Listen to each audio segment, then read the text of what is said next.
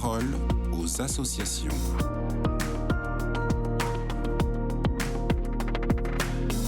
Ce matin, dans la parole aux associations, on parle de valoriser les personnes dans l'inclusion avec la Société de Saint-Vincent-de-Paul. Avec moi pour en parler aujourd'hui, Agathe Rodriguez. Bonjour Agathe. Bonjour. Vous êtes chargée des contenus numériques et des réseaux sociaux de la SSVP. Et ce matin, vous nous parlez de frites.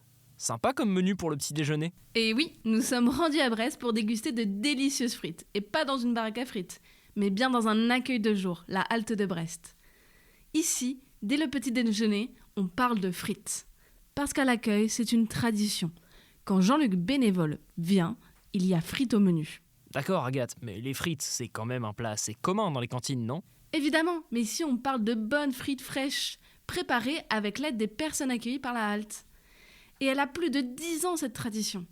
Les personnes accueillies en avaient toutes assez des frites congelées. Alors elles ont demandé à Jean-Luc si la halte pouvait préparer des frites fraîches. Pour notre bénévole, la réponse a été simple. Si vous épluchez les patates avec moi, il y aura des frites fraîches. Et depuis, ce rituel se perpétue. Les samedis où Jean-Luc est là, il embarque une dizaine de volontaires dans la cuisine. Ils se mettent autour d'une table pour éplucher les 40 kilos de patates. Ils discutent, prennent des nouvelles et reviennent sur les actualités locales. Pour eux, c'est un moment joyeux et convivial qu'ils attendent avec impatience.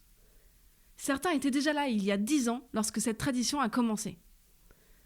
Ce jour-là, leurs frites vont accompagner du poulet rôti. Un bon repas chaud pour la 60aine de convives. Dites donc, il donne envie cet accueil. Évidemment, et il est essentiel. C'est le seul accueil de jour qui est ouvert les week-ends et les jours fériés à Brest. Pour toute une population fragilisée et isolée de Brest, c'est un havre de paix.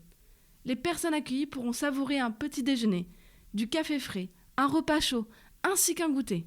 Elles y trouvent des locaux chaleureux et confortables quand tout est fermé. Mais plus que de la nourriture, les personnes accueillies trouvent un endroit où elles sont écoutées. Il y a toujours un bénévole pour prendre le temps de s'asseoir avec elles.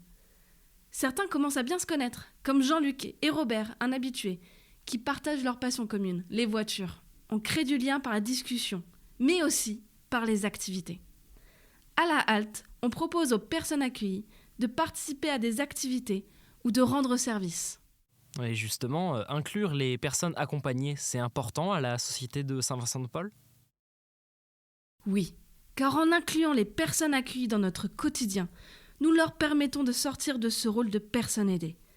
Nous reconnaissons leur savoir-faire, leur investissement et leur contribution. Ils aiment pouvoir redonner ce qu'ils ont reçu. Et ça se voit. Lorsque les bénévoles ont besoin d'aide, ils sont nombreux à répondre présents. Certains deviennent des éléments indispensables à la vie associative de l'équipe. Et même s'engagent à leur tour en tant que bénévoles à la Société de Saint-Vincent-de-Paul. Mais ça, c'est des histoires pour une autre fois. Merci Agathe Rodriguez.